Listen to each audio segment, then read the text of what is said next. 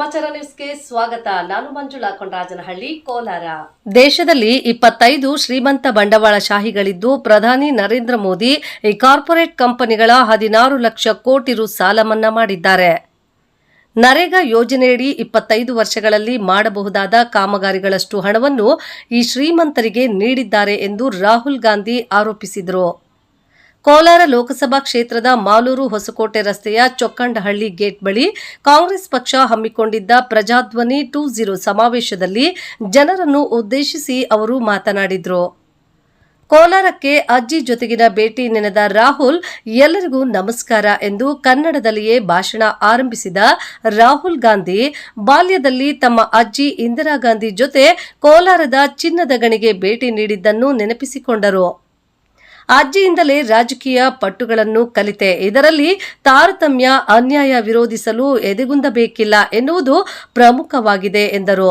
ಹೊಸಕೋಟೆ ಕಾಂಗ್ರೆಸ್ ಶಾಸಕ ಶರತ್ ಬಚ್ಚೇಗೌಡ ರಾಹುಲ್ ಗಾಂಧಿ ಇಂಗ್ಲಿಷ್ನಲ್ಲಿ ಮಾಡಿದ ಭಾಷಣವನ್ನ ಕನ್ನಡಕ್ಕೆ ಭಾಷಾಂತರಿಸಿದರು.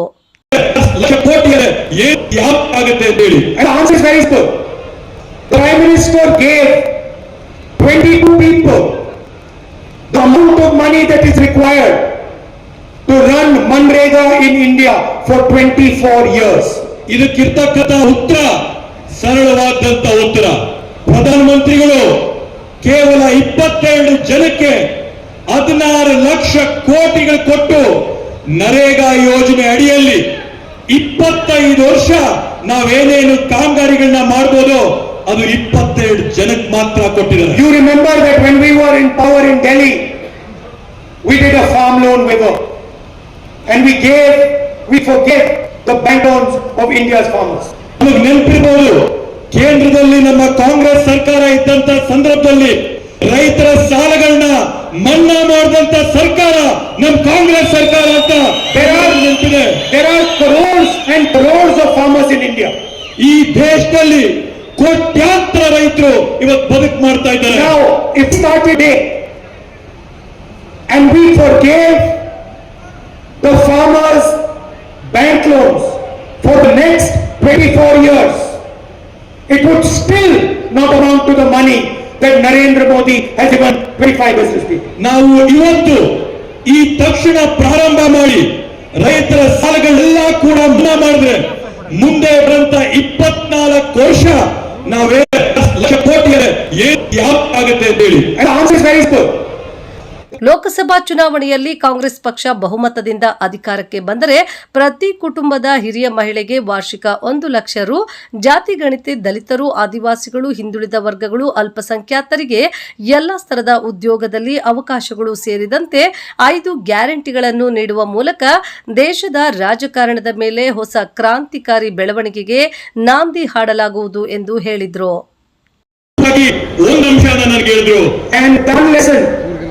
You can understand everything you want to understand about politics. ಆ ಒಂದು ಪಾಠದಿಂದ, ಆ ಒಂದು ಮಾತಿಂದ ರಾಜಕಾರಣದ ಬಗ್ಗೆ ಪೂರ್ತಿ ನಾವು ಅರ್ಥ ಮಾಡ್ಕೋಬಹುದು. She said once to me, Rahul, the leader only has one job.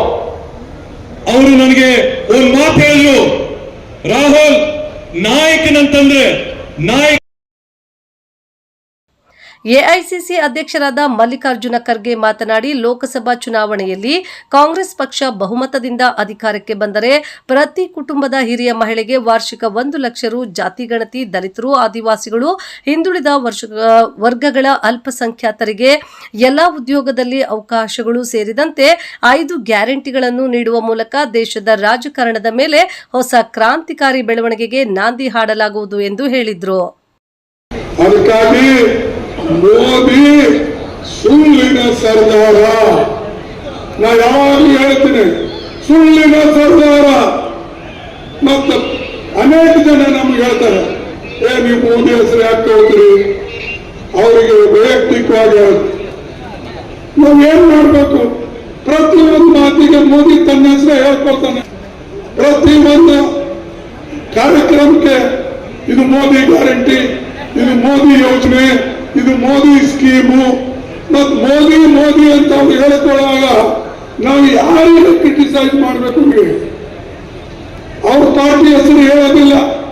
ಈಗ ನಾವು ಹೇಳ್ತೇವೆ ಕಾಂಗ್ರೆಸ್ ಪಾರ್ಟಿ ಕೆಲಸ ಮಾಡ್ತು, ಕಾಂಗ್ರೆಸ್ ಪಾರ್ಟಿ ನರೇಗಾ ಯೋಜನೆ ಮಾಡ್ತು, ಕಾಂಗ್ರೆಸ್ ಪಾರ್ಟಿ ಫುಡ್ ಸೆಕ್ಯೂರಿಟಿ ತಂತು, ಕಾಂಗ್ರೆಸ್ ಪಾರ್ಟಿ ಕಂಪಲ್ಸರಿ ಎಜುಕೇಶನ್ ತಂತು, ಕಾಂಗ್ರೆಸ್ ಪಾರ್ಟಿ RTA ಮಾಡ್ತು, Congress party rural health mission. ಇದು ನಾವು ಹೇಳ್ತೇವೆ. ಮೋದಿ ಏನು ಹೇಳ್ತಾನೆ? ಇದು ಮೋದಿ ಮಾಡಿದ, ಇದು ಮಾಡಿದ್ದೇನೂ ಇಲ್ಲ, ಮುಂದೆ ಆಗೋದು ಮೋದಿ ಗ್ಯಾರಂಟಿ.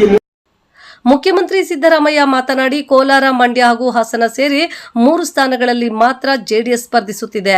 ಉಳಿದ 25 ಕ್ಷೇತ್ರಗಳಲ್ಲಿ ಬಿಜೆಪಿ ಸ್ಪರ್ಧಿಸುತ್ತಿದೆ. ಕೋಲಾರದ ಜನ ಕಾಂಗ್ರೆಸ್ಗೆ ಬೆಂಬಲಿಸುತ್ತದೆ ಎಂದು ದೊಡ್ಡ ಸಂಖ್ಯೆಯಲ್ಲಿ ಜನ ಸೇರಿರುವುದನ್ನು ನೋಡಿ ತಿಳಿಯುತ್ತದೆ. ನಮ್ಮ ಕಾಂಗ್ರೆಸ್ ಅಭ್ಯರ್ಥಿ 100ಕ್ಕೆ 100 ಗೆಲ್ಲುತ್ತಾರೆ ಎಂದು ವಿಶ್ವಾಸವಿದೆ ಎಂದರು. ಈ ಲೋಕಸಭಾ ಚುನಾವಣೆ ಬಹಳ ಮಹತ್ತರವಾದಂತಹ ಚುನಾವಣೆ ಅಂತೇಳಿ ತಾವೆಲ್ಲರೂ ತಿಳ್ಕೋಬೇಕು ಅಂತೇಳಿ ನಾನು ಭಾವಿಸಿಕೊಂಡಿದ್ದೇನೆ. ಈ ಚುನಾವಣೆಯಲ್ಲಿ ಕರ್ನಾಟಕದಲ್ಲಿ ಭಾರತೀಯ ಜನತಾ ಪಕ್ಷ ಜೆಡಿಎಸ್ ಜೊತೆ ಹೋಲಿಕೆ ಮಾಡಿದ್ದು ಕಾಂಗ್ರೆಸ್ ವಿರುದ್ಧವಾಗಿ ಮಾಡಿದ್ದಾರೆ. ಭಾರತೀಯ ಜನತಾ ಪಕ್ಷದವರು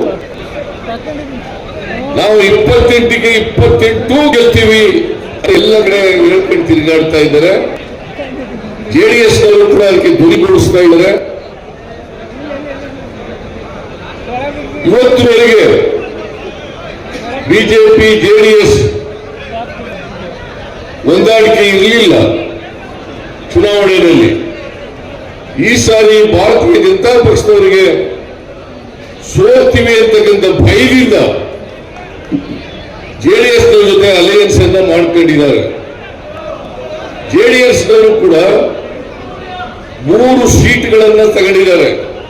ಒಂದು ಕೋಲಾರ, ಮಂಡ್ಯ, ಹಾಸನ 3 ಕಡೆ ಮಾತ್ರ ಬಿಜೆಪಿಯವರು ಆಮೇಲೆ ಜೆಡಿಎಸ್ ನವರು ಅವರ ಅಭ್ಯರ್ಥಿಗಳನ್ನ ಕಣಕ್ಕಿಳಿಸಿದ್ದಾರೆ.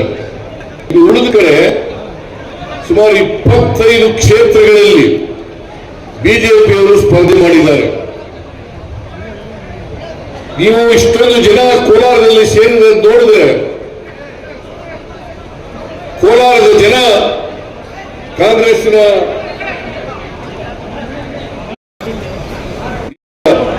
ಪತನ ಆಗ್ತದೆ, ಕಾಂಗ್ರೆಸ್ ಸರ್ಕಾರ ಪತನ ಆಗ್ತದೆ, ಚುನಾವಣೆ ಆದ ಬಳಿಕ ಪತನ ಆಗ್ತದೆ ಅಂತಕ್ಕಂಥ ಮಾತುಗಳನ್ನ ಹೇಳ್ತಾ ಇದ್ದಾರೆ. ನಾನು ಹೇಳ್ತೀನಿ, ಇದು ಅವರ ಭ್ರಮೆ, ಇದು ಅವರ ಭ್ರಮೆ. ಇನ್ನೂ ಒಂದು ಮಾತುಗಳನ್ನ ಹೇಳ್ತಾರೆ ದೇವೇಗೌಡರು. ಬಹಳ ಇತ್ತೀಚಿನ ದಿನಗಳಲ್ಲಿ ಬಹಳ ಕೋಪಿಸ್ಕೊಳ್ತಾರೆ.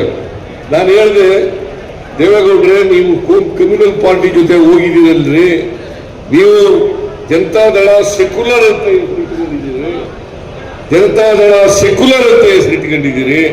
ಆ ಜನತಾದಳ ಸೆಕ್ಯುಲರ್ ಅನ್ನೋ ಪದಕ್ಕೇನೆ ಅವಮಾನ ಆಗ್ತದೆ. ಅದನ್ನ ತೆಗೆದಾಕ್ಬಿಟ್ರಿ, ಸೆಕ್ಯುಲರ್ ಅನ್ನೋ ಪದನ ತೆಗೆದಾಕ್ಬಿಟ್ಟು ಬರೀ ಜನತಾದಳ ಅಂತ ಇಟ್ಕೊಂಡ್ರಿ ಅಂತ ಹೇಳಿದೆ. ಅದಕ್ಕೆ ದೇವೇಗೌಡರು ಏನ್ ಹೇಳ್ತಾರೆ, ಸಿದ್ದರಾಮಯ್ಯನಿಗೆ ಗರ್ವ ಬಂದಿದೆ, ಸಿದ್ದರಾಮಯ್ಯನಿಗೆ ಗರ್ವ ಬಂದಿದೆ, ಸಿದ್ದರಾಮಯ್ಯನವರ ಗರ್ವ ಭಂಗ ಮಾಡತಕ್ಕಂಥ ಕೆಲಸವನ್ನ ಮಾಡ್ತೇವೆ ಅಂತಕ್ಕಂಥ ಮಾತನ್ನ ಹೇಳಿದ್ದಾರೆ.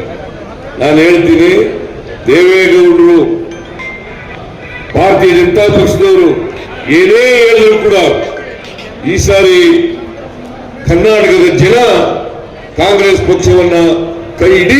ಕೆಪಿಸಿಸಿ ಅಧ್ಯಕ್ಷ ಡಿಕೆ ಶಿವಕುಮಾರ್ ಮಾತನಾಡಿ, ನಾವು ಉತ್ತಮವಾದ ಅಭ್ಯರ್ಥಿಯನ್ನು ಕೋಲಾರಕ್ಕೆ ನೀಡಿದ್ದೇವೆ. ಕೋಲಾರ ಕಾಂಗ್ರೆಸ್ ಪಕ್ಷದ ಭದ್ರಕೋಟೆ. 2 ಬಾರಿ ಮಾತ್ರ ಕಾಂಗ್ರೆಸ್ ಸೋತಿದೆ. ಆದರೆ ಈ ಬಾರಿ ಕೋಲಾರದಲ್ಲಿ ಕಾಂಗ್ರೆಸ್ ಗೆಲ್ಲಲಿದೆ. ಕುಮಾರಸ್ವಾಮಿ ನಮ್ಮ ಹೆಣ್ಣು ಮಕ್ಕಳಿಗೆ ಅಗೌರವ ತೋರಿದ್ದಾರೆ, ಅವರಿಗೆ ನೀವೆಲ್ಲ ತಕ್ಕ ಪಾಠ ಕಲಿಸಬೇಕು ಎಂದು ಮನವಿ ಮಾಡುತ್ತೇನೆ ಎಂದು ಹೇಳಿದರು. ವಿಜೇಂದ್ರ ಹೇಳಿದ್ದಾರೆ, ಗ್ಯಾರಂಟಿನ ನಾವು ನಿಲ್ಲಿಸ್ಬಿಡ್ತೀವಿ ಅಂತ ಹೇಳಿ ಅವರು ಗ್ಯಾರಂಟಿ ಪರ್ಮನೆಂಟ್ ಇಲ್ಲ, ಮುಂದುವರಿಕೆ ಸಾಧ್ಯ ಇಲ್ಲ ಅಂತ ಹೇಳಿದ್ದಾರೆ. ಎದುರಿಸ್ತಾ ಇದ್ದಾರೆ. ಅವ್ರ ಹಣೆಲ್ಲೂ ಬರೆದಿಲ್ಲ ಗ್ಯಾರಂಟಿನ ನಿಲ್ಲಿಸಲಿಕ್ಕೆ. ಇನ್ನ 5 ವರ್ಷ ಅಲ್ಲ, ಇನ್ನ 10 ವರ್ಷ ಈ ಗ್ಯಾರಂಟಿನ ನಾವು ಕೊಡ್ತೇವೆ ಅಂತ ಮಾತನ್ನ ಹೇಳಿ ಕುಮಾರಸ್ವಾಮಿ ಅವ್ರ ಮಾತು ಹೆಣ್ಣು ಮಕ್ಕಳು ಅಗೌರವ ಮಾತಾಡೋದು ಕೂಡ ತಾವೆಲ್ಲ ಗಮನಿಸಿದ್ರೆ ಅದಕ್ಕೂ ತಾವೆಲ್ಲ ಸೇರಿ ಉತ್ತರವನ್ನ ಕೊಡಬೇಕು ಅಂತ ಹೇಳಿ ತಮ್ಮ ಪ್ರಾರ್ಥನೆ ನಾನು ಮಾತು ಮುಗಿಸ್ತೇನೆ. ಜೈ ಹಿಂದ್, ಜೈ ಕರ್ನಾಟಕ ಮಾತು. ಶಿಡ್ಲಘಟ್ಟದ ಕಾಂಗ್ರೆಸ್ ಮುಖಂಡ ರಾಜೀವ್ ಗೌಡ ಮಾತನಾಡಿ ಮಾಲೂರಿನಲ್ಲಿ ನಡೆದ ರಾಹುಲ್ ಗಾಂಧಿ ಕಾರ್ಯಕ್ರಮಕ್ಕೆ ಶಿಡ್ಲಘಟ್ಟದಿಂದ ನೂರಾರು ಕಾರ್ಯಕರ್ತರು ಭಾಗವಹಿಸಿ ಕಾರ್ಯಕ್ರಮವನ್ನು ಯಶಸ್ವಿಗೊಳಿಸಿದ್ದಾರೆ. ಕೋಲಾರ ಮೀಸಲು ಕ್ಷೇತ್ರವು ಕಾಂಗ್ರೆಸ್ನ ಭದ್ರಕೋಟೆಯಾಗಿದ್ದು ಈ ಬಾರಿ ಕಾಂಗ್ರೆಸ್ ಅಭ್ಯರ್ಥಿ ಗೌತಮ್ ಅವರು ಅತಿ ಹೆಚ್ಚಿನ ಮತಗಳ ಅಂತರದಿಂದ ವಿಜಯ ಸಾಧಿಸುವುದು ಶತಸಿದ್ಧ ಎಂದರು. ಇದೇ ಸಂದರ್ಭದಲ್ಲಿ ಬೈರ್ತಿ ಸುರೇಶ್, ಸಚಿವರಾದ KH Muniyappa, doctor MC Sudhakar, Malur ಶಾಸಕ ನಂಜೇಗೌಡ, ರೂಪಕಲಾ ಶಶಿಧರ್, ವೀರಪ್ಪ ಮೊಯ್ಲಿ, ಕೊತ್ತೂರು ಮಂಜುನಾಥ್, ಅನಿಲ್ ಕುಮಾರ್, ಎಐಸಿಸಿ ಅಭಿಷೇಕ್ ದತ್, ಮಾಜಿ ಸಚಿವರಾದ ವಿ ಮುನಿಯಪ್ಪ, ಮುಖ್ಯಮಂತ್ರಿ ಚಂದ್ರು, ಸಾಧು ಕೋಕಿಲ, ಅಭ್ಯರ್ಥಿ ಕೆವಿ ಗೌತಮ್, ಬಂಗಾರಪೇಟೆ ಶಾಸಕರಾದ ನಾರಾಯಣಸ್ವಾಮಿ, ಮುಖಂಡರಾದ ರಾಜೀವ್ ಗೌಡ, ಪುಟ್ಟು ಅಂಜಿನಪ್ಪ, ಬ್ಲಾಕ್ ಕಾಂಗ್ರೆಸ್ ಅಧ್ಯಕ್ಷೆ ಸಹನಾ ರಾಜೀವ್ ಗೌಡ ಇನ್ನಿತರೆ ಅನೇಕ ಮುಖಂಡರು ಹಾಜರಿದ್ದರು. ವರದಿ ಮಳಮಾಚನಹಳ್ಳಿ, ಗೋವರ್ಧನ್. ಗ್ಯಾರಂಟಿ ಗ್ಯಾರಂಟಿ ಅಂತ ಅರೆ 2000